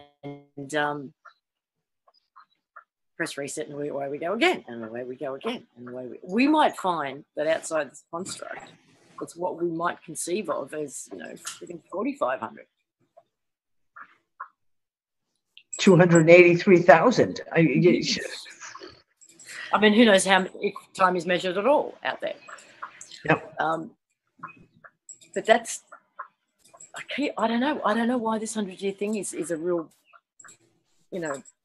bug for me, but it is. And the whole slinky. But the construct itself, the matrix itself, the programming is collapsing. So we are seeing, maybe what we're seeing is all those rewrites, as well as potentially what's on the outside. We're starting to see it all. Can I say something to that, Lisa? And that is, the only thing that can, for me, having studied dragonology and having done all the work that I've done, the only thing that can account for the constant recurrence of dragons in each and every culture, without one culture remembering what it is from the next and it being reinterpreted and rewritten, is by happening with what you're saying. It's the rewriting. It's the only way, where we've gotten to a place where we're generally not taught about dragons at all in school and stuff, although we kind of find them on Chinese restaurants and we kind of see them in the Zodiac and kind of go, what's that? But the only way we can kind of And that is such a huge part of our culture because all culture is rooted in dragons. A provable fact. Just go through my work and you'll see it. Right down to reading, writing, literature, theatre, ball sport, music, arts, the works, glass making, all comes back to the dragon. And for us not to have the cognitive knowledge of that, the only way I can imagine that has happened is by the constant rewriting, whether it's every 100 years. But what you've described is the only way, having gone through and seen the how it's been carved in stone, marble, preserved in art, that it's in so many places, yet most people in this confused level of reality just don't know what they are, or haven't got a clue about them, or think of them as mythological creatures when they're very clearly not. The only way you can do that is by constantly rewriting the history. As you say, then taking the anomalies and creating a little story to fit it in, like one flew too close to the sun and his wings melted or something like that. You make up some stupid story and you apply and teach. And that's what you learn as mythology and myths and legends in school, you know? Yep. Well, I mean, we see it even now with the whole thing. They find a structure and they date that structure within an acceptable paradigm of dating according to what's acceptable by the scientific, archaeological, historical community now. And then when, you know, like the one that's just been found, the one in Turkey, starts with a G. Göbekli Tepe. Thank you. Where it is so pristine that they can do really, really accurate scientific measurements, and I'm going, oh, this is way the fuck older than we thought. And considering it resonates with what over there, which we just said was 4,000 years old, but this is 35,000 years old. Oh, well, now we got to take another look at everything, right? And that's what's kind of going on right now. Is this all of a sudden there's this huge push of like, well, wait a second, how old are these things? And it doesn't fit with the history that's been written in. So is this kind of part of the shredding of the matrix? That when the history does no longer fits with the history that's within our little matrix cycle here that's been fed to us, all of a sudden it's like, oh shit, we gotta either hide it or spin doctor it or something to make it fit with what this running experiment cycle has been given as a paradigm. Yeah, I think we're going to see more and more and more of that. More of these, oh shit moments where it's like, that doesn't fit the script. Quick, rewrite it. Quick, someone do a rewrite. Well, I don't know. I think they're trying to rewrite right now, and I think that's not going the way they planned. We know too much.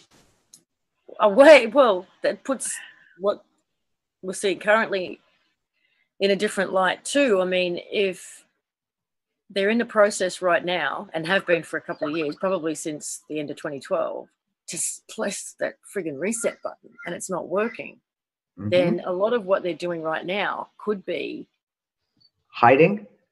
No, like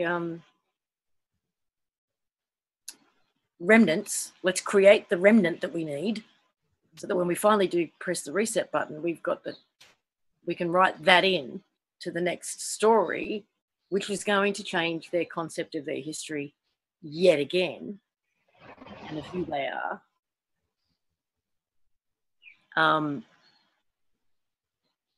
I mean, the story at the moment is that we're the result of some kind of cosmic accident, slime that came out of the soup, and that, you know, Neanderthals who just, you know, developed some farms. I mean, it's really kind of, and yet all the evidence tells you something different, like all of the archaeological evidence. So, I mean, they're bending over backwards to account for that stuff and make it fit with this concept that we just sort of crawled ourselves out of a swamp.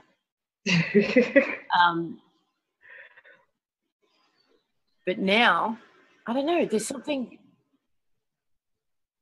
I think a lot of what they're doing now could well be that.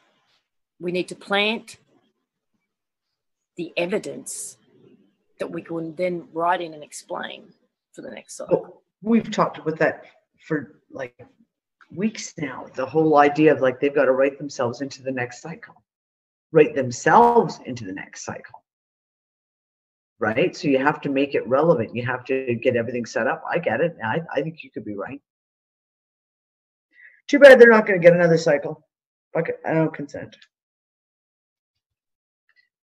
Well, here's Lisa's thing's muted. Here's an interesting piece. Is that Nibiru, if you actually look what the meaning of the word Nibiru comes from an ancient Sumerian meaning, which means the prediction.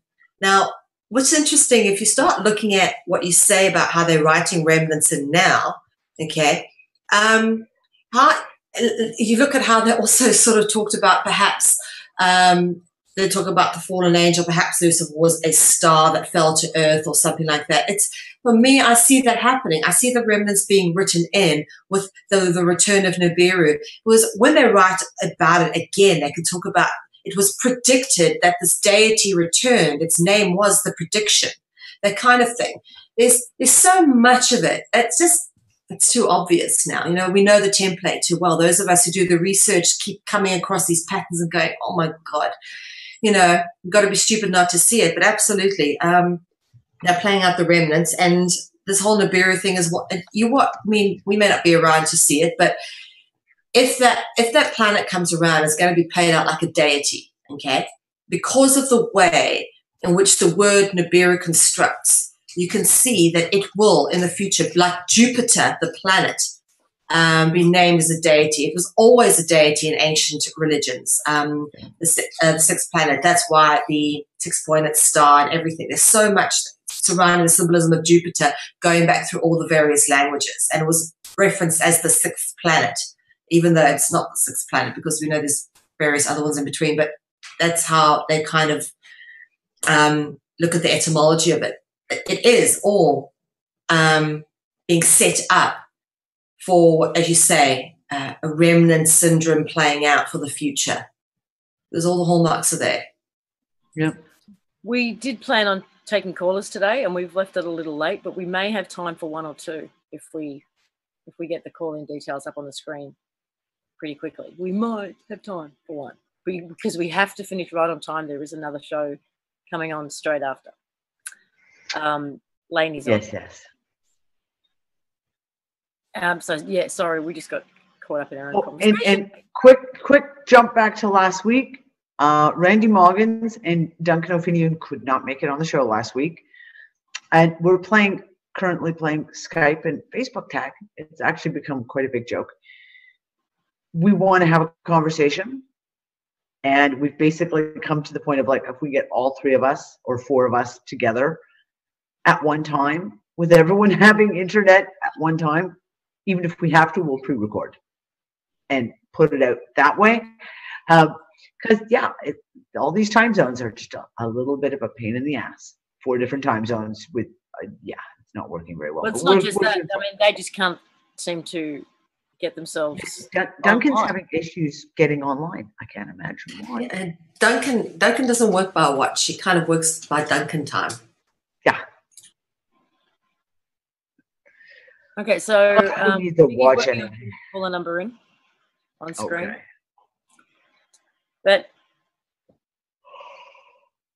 I'm sorry, everyone. going back to just we're keeping you up. I'm sorry, hon. It's been a really long day for me too. So yeah. The beginning of the show when I talked about how it feels like I guess one way of saying it is like the universe has a plan. There's a whole bunch of ways of saying that.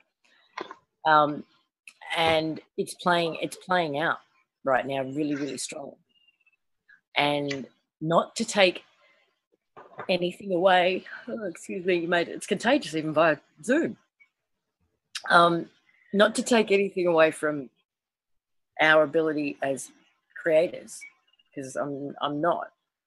But it's as if, and Barbara and I kind of had this discussion last week on the collective imagination. It's like we do have the most amazing ability to manifest and create, but it feels in particular right now that it's within these parameters that have been set by the planet or by the universe or whatever.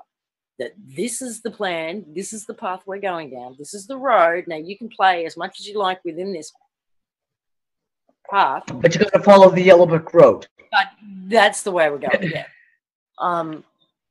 How you want to experience this is totally up to you, and it was within your control and free will and manifestation power to do. But we're still heading that way, and that feels like what we would call the positive timeline, the Earth timeline, whatever you want to call it. But that's the road we're going down. And that is why I guess I made that comment earlier about all of this talk, of everything that's going on in the globe just feels energetically empty. Yep. I don't know how else to explain that. I don't have the words other than that. No, but I actually do get what you're saying. I really, really do. And I think, I mean, that's my fluctuation, is everything is going exactly as I know it's supposed to go. It doesn't mean that the road isn't going to get rocky. No. Right? But I really do. I still have a very, very, very positive, and that's one of the things I always want to stress is well, I might warn about the rocks in the middle of the road. It doesn't mean that there isn't an end to the journey, and the road still leads to the same place it's always led to. So I've always been very positive, and I always feel very positively that is, they're not going to win. They don't have a hope in fucking hell in winning, because it's not in the plan. So we keep going, but we have to watch. You watch for the rocks that are in the middle of the road as you're going along.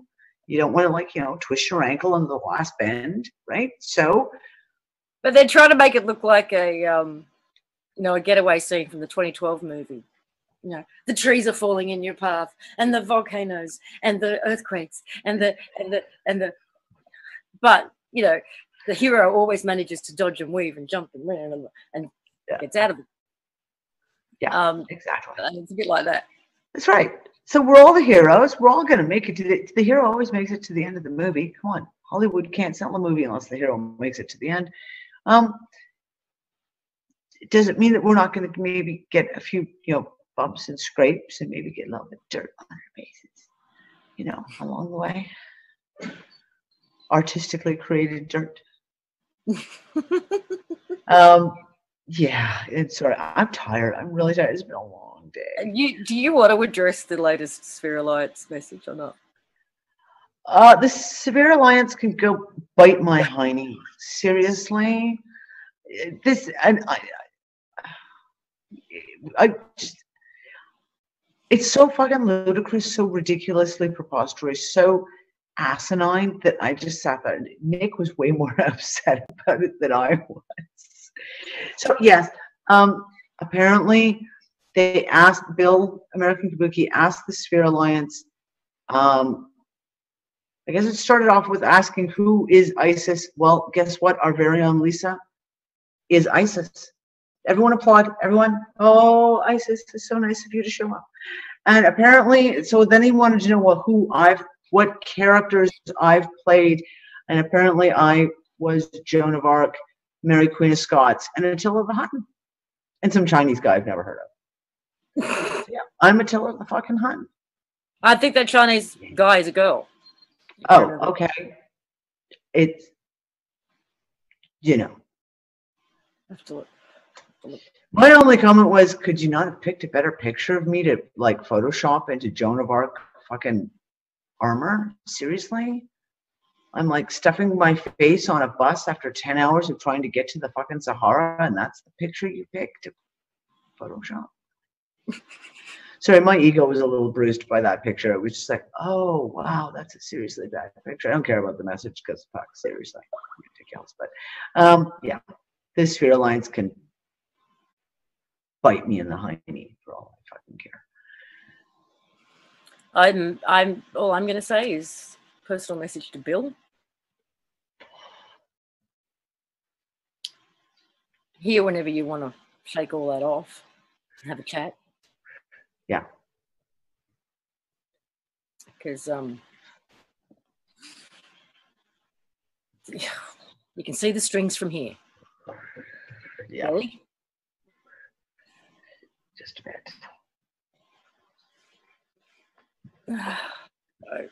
Yeah, that's all I got to say about that. So yeah, that's all I got to say about that. Like seriously, yeah. Like I said, I was going to pull out Nick's sword and have it sitting here. You know, I could do my whole Joan of Arc thing. I said if I was back in Canada, I could have gone into the tickle trunk and pulled out some fake chainmail and really done it upright. Had a real two-handed broadsword to swing around, but yeah, well, you know, I don't have a tickle trunk here, so sorry. They also, Sphere Alliance, I mean, I haven't heard much of anything about Sphere Alliance of late at all, but they were also talking about the event. Yep. Were they I know at one point they were equating it with Heather Tucci, but are they talking about it in the same way as like it's this Wave X thing? Have they jumped on that particular bandwagon, do you know? I have no idea. I really don't. I get messages from people who say to me, "You have to go read what they've just written." It's just one of my buddies in particular, thank you, Tom, who sends me the ups and comings and goes, "No, you have to go check this one out." And I go in and I kind of read and just go, "Okay, yeah, no, just close it down. I just don't want to see it." Now, hang on. Okay, I'm going to change subjects very dramatically. On you go. Ask Mel, and I know we've only got a few minutes left, so I'm sure whatever this subject is requires a lot more. But there was something that you were launching that you wanted to talk about, or you're a part of, that you wanted to talk about on the show, on one of our shows. Yeah. Always launching stuff. Which new thing was that again? Okay, yes, public opinion. New show, new content. Basically, I don't think I've had my voice out quite enough. Created this beautiful network. Gave a space to everyone to come and have their little say, and feeling like my opinion's not being heard. So I decided to give myself a place where I can have my opinion and everybody else can too. So we've called the show Public Opinion to take on Walter Lippmann's book. There's Edward Bernays or Walter Lippmann's book, I'm not sure, but it's a piss take on that. And basically, I hope to keep it as funny as possible because quite literally that is what the news is. It's sheer comic value these days. But what we'll be discussing is I get a lot of, for whatever reason, people are sending me stuff. What do you think about this? What do you think about that? And I just get so tired of typing back. And some of these questions are really good. And I think it would be good to share these perspectives with everybody. So I've got a research team together. Yay! Thanks to Alan Devlin and Lou Milder who've come forward and they've helped put together a little production team. So I've got a research team together for that.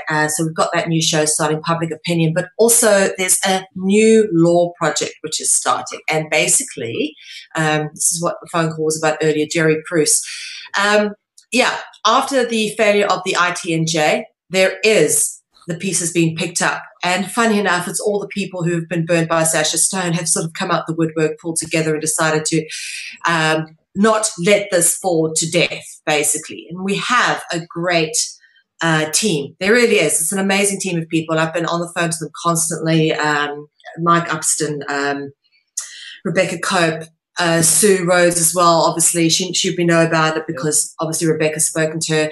And they're going to put it together in a way that's going to be a lot better done. And just one of, the very small things that I don't know if anybody actually saw that piece that with Sir John O'Branick at the ITNJ inauguration or tribe, whatever it was, that ceremonial seating. But he was there in his barrister's outfit. Okay, he's wearing a robe and a wig, but he was serving the purpose of the Chief Justice. Now, think about this. It's kind of like a pope going to, I don't know, a bar mitzvah. You got to wear the right outfit. You know, you don't go to, I don't know, a wedding dressed in a prom dress. Just, you got to wear the right clothes for the right occasion. Otherwise, you just look stupid. You don't wear the wrong, you know, by doing things, he's representing the bar, isn't he? Exactly. What he's doing is representing a barrister.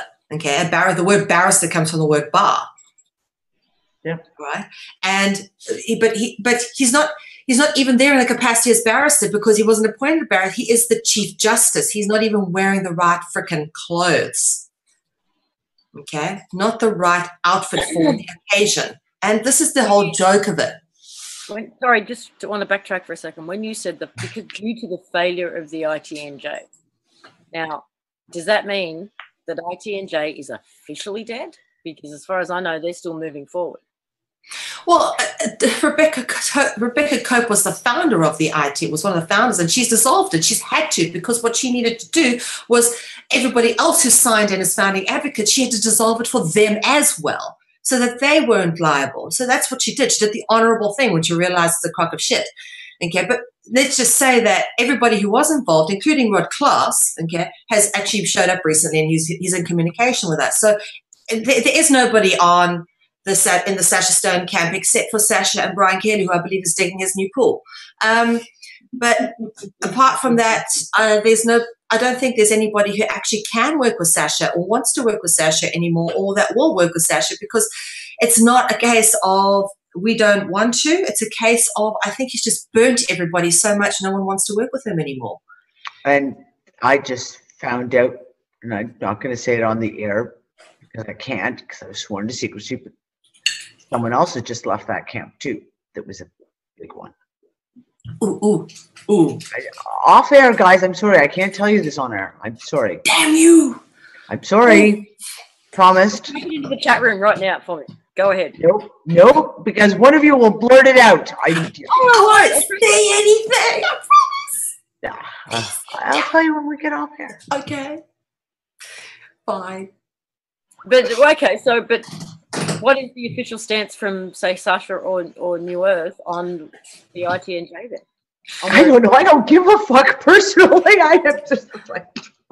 Let's just say that recently they tried to relaunch something. It was the new logo, and they did a whole show about the new logo. And I think they did 10 minutes at the end about New Earth Nation TV, and the only thing they had to say about it was they had their own server.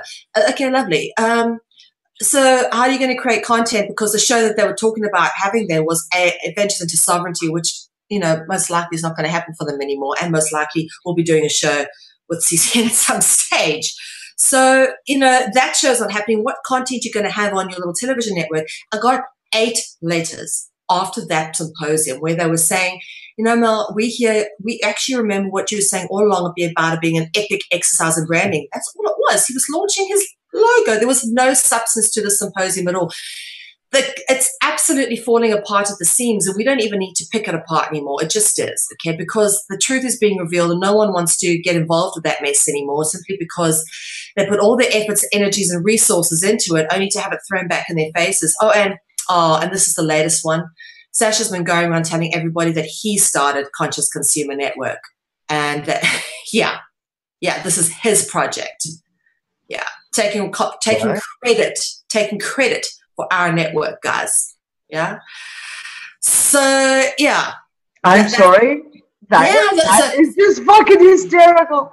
I know, because this is one of the very few projects that is actually working and that ticks over and that is successful and that has a really great team who really want to contribute. And, you know, I was in on some of the initial conversations with you way back. I mean, I know that this is not. Yeah. Oh my God, he's gonna. Yeah. It's okay. Delusion is just, you know, one of those things, and you can he can't accept the failure. Basically, he can't accept his own failure. This is what I'm getting from Sasha: is he refuses to accept his own failure, and it's miserable what he has done, because he's just used and abused and sucked the resources out of so many different people. that the only thing he can try and do is turn around and save some kind of credibility by attaching himself to the one project that is actually working. I mean, all the others are, yeah, dangling carrot, yeah, donate $1 million and we'll build this fucking bamboo hut in the middle of nowhere out of organic materials and shit. And, you know, once we've got $1 million, we can do that. No, this is a project that's working and it's going. So, of course, he's going to, whatever, vampire, whatever credibility he can out of association to it. Makes me sick. Anyway. Right.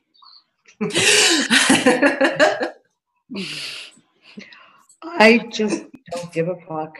I really don't. I can't. So many. Randy Moggins from Off Planet Radio put a brilliant little piece out on Facebook. And if I had my Facebook loaded, I would actually read it out to everyone because it's so brilliant. And the whole thing is he was talking about alternative media being full of a bunch of hacks and people with agendas. And I sat there and was just kind of like, and I just can't be bothered anymore. It's like as each one of, they're coming up now so, or let me phrase it, they're becoming so visual now. You see them so quickly. The agendas are so transparent, etc. It's like, oh, there goes another one. Yeah. Oh. Can I just say about Randy? Bless his heart. You know what he was trying to do? What he was actually trying to do was he was trying to unite alternative media. He was going around to all the big websites, trying to get everybody together. Okay, trying to get everyone together. And in his attempts to unite people, he realized these people didn't want to unite. They all had their own little islands they want to protect. They all got their and this is, and I'll be very frank with you, we've had people who joined us right in the beginning just to get the publicity of being part of the network and then left after one show when they realized that, or they thought that being part of the network potentially rivaled their platform, when we've only ever created our platform to be an enhancement to people's work. But they're still old paradigm. They're in competition mode of, oh, this is going to affect my income. Oh, I'm just going to join in for the credibility of joining this new big venture. And then you guys know who I'm talking about, of course. But yeah, there is this very much, we've got to protect our little income, our island, or our point of view, or it's very sad. And as a result, we've got this situation where very few people actually, can I just tell you, we have, if the alternative media front totally pulled together, I think it would be game over tomorrow. The reason why it isn't is because of all the separation and division. And, I direct this to those people who are causing that separation and division by protecting their own little islands and not wanting to collaborate with others because they have an ego. Ego, exactly. You know what? When I've putting together the tug events, the Untangled gatherings, you have how many times you contact someone and they'd be like, well, who else is going to be on the panel? Oh, yes. Because, if, you've got people on the panel that I wouldn't. And one person who I really, really wanted on for the beginnings, going to the Origins conference, and he was just like, well, I need to know exactly who's going to be speaking and et cetera, et cetera. And I just was just like, you know what? No matter how much I actually want you to speak, because I think you have a huge amount of information that people need to hear, I don't want to have you on this. So fuck you. Because it was just like, that's your attitude of like, well, you have to know who else is speaking. Is it, is there someone in competition? And in the historical aspects, in the scientific communities, in every one of them, there's these egos of like, well, I won't be on if that person's being on. Why? It's ridiculous. It's egos. And if everyone just fucking pulled together, and speaking of pulling together, everyone, we're at the end of September and there's no money for October for CCN to go forward. So I'm sorry, guys, I'm going to do it again. Say, hey, please pledge your support, make a donation, whatever you can. Like I said, even $1 makes a difference. The other thing is, I have a special call out favor to ask. Apparently what people are doing is there's people who are recording the shows off the live stream. They figure out how to do that. And then they're uploading their videos of our shows to their YouTube channels so that they, A, make the ad revenue and the hit revenue and the AdSense revenue off of it. And B, when they do it, then people aren't purchasing the high definition ones, recordings that Biggie works his ass off to put out, which is one of the few things that funds the network going forward, because somebody else is ripping it off and copying the stream and putting it out for their own selves. There's another thing. If you're watching this at anywhere, any site other than CCN or mine, but if you're what people are doing is they're recording them and they're uploading them to their own members only paid websites. So people are paying somebody else who's got nothing to do with CCN to go and watch them in a members area somewhere else. There is nothing that can be done legally about it. So it's a moral issue. Do not pay an independent website to watch these shows. You can watch them for free live, or you can support the network directly through Etsy Market. When it's up and running. Is it up and running again? It keeps getting hacked. No, it's not up and running right now. I'm sorry, guys. You don't realize it, but it's been torn down and hacked 11 times now. Something like that. Okay, so 11 times now, I believe, Etsy Market has been torn down and destroyed somewhere, somehow.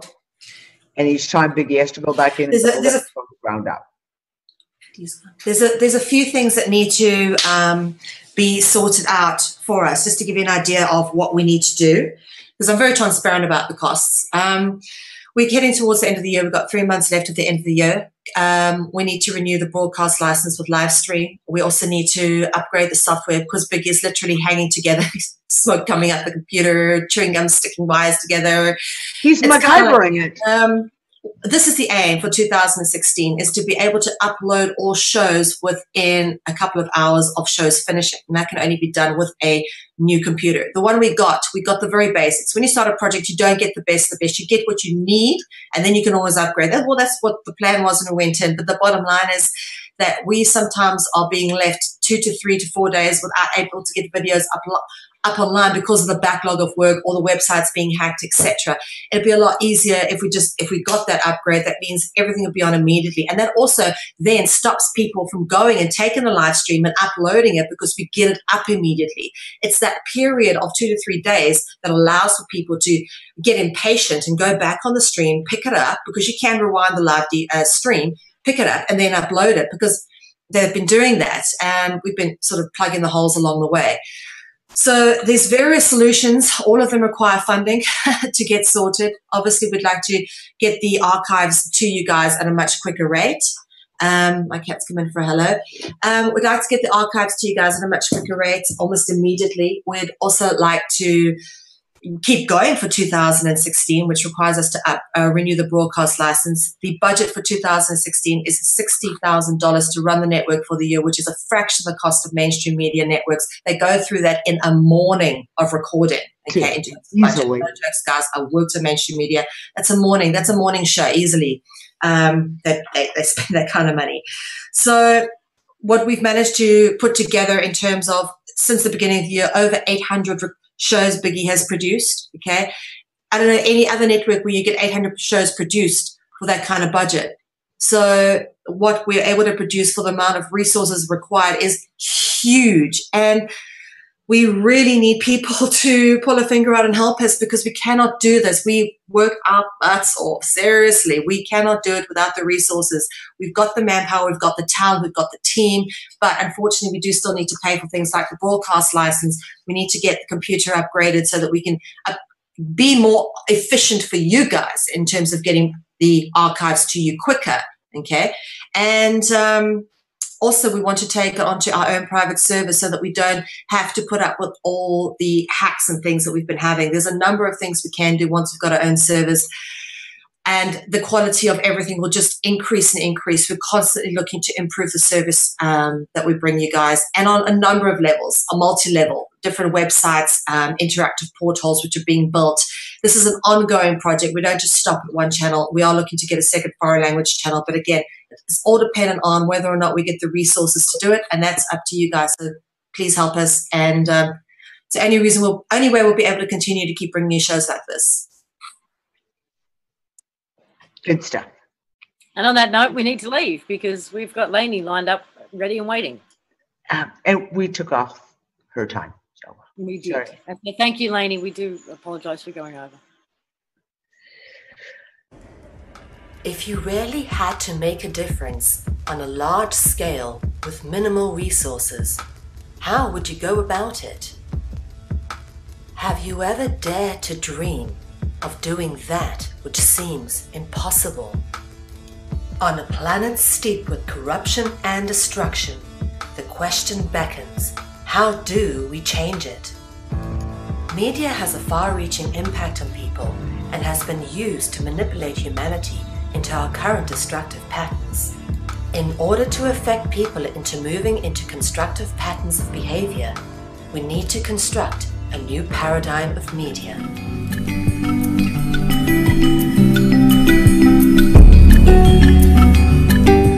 Conscious Consumer Network has been created with the explicit intention of giving the amazing truth-seeking, solutions-orientated, alternative media a place to fully realize their true potential with a cutting-edge, high-tech professional media platform. In turn, some of the greatest freedom-seeking hearts and souls of our time have realized the true potential of what has been created and have come together to provide their insight and inspiration on CCN. Conscious Consumer Network has become a unique, interactive information and educational network which provides a free-to-view, live-stream, ultra-high-definition channel to the world and features 25 live shows a week and growing with the addition of multiple language broadcasts. CCN has features comparable with mainstream media, such as being able to pause and rewind broadcasts whilst being live streamed. Catch up on missed or previous broadcasts, now available from CCN high-definition downloads. You can now purchase a high-definition download of your favorite CCN show from ethymarket.com. Support free and independent media by becoming a monthly pledger. This can be done with a monthly pledge of €10, which will allow you unlimited access to CCN's high-definition downloads, which hosts a back catalogue of over 250 shows, which have been aired since the launch of CCN on the 1st of January 2015. In order to keep CCN on the air, public funding is needed. Please donate to CCN's Network Support Fund or become a monthly pledger. Help keep alternative media in the hands of the people. We thank you for supporting free and independent media.